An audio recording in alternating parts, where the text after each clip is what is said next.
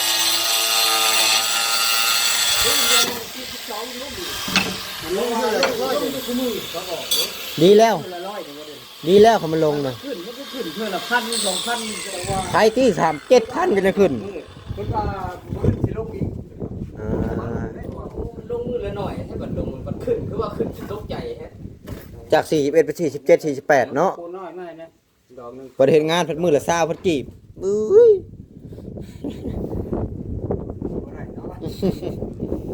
บ่สมดุลกันเลยเอาพี่น้องไอ้สำหรับคลิปนี้ก็บ่มีหยังหลายพอดีมาก็อัปเดตก็นี่แหละมื้อแรกนี่ แม่ตัวนี้เลยเอาสิแม่พา มื้อแรกนี่ทั้งตัวนี้เนาะ นี่แล้วลองดูแรง กินข้าวอิ่มเลยมันใส่เลย ใส่เลยไม่เด็ด อ๋อดีแล้วดีแล้วน้ำเลยเอาพี่น้องก็จะขอตัวคลิปก่อนไปกินข้าวกินน้ำบาดนี้เนาะ ลงไปเฮ็ดกินซอยบ่บ่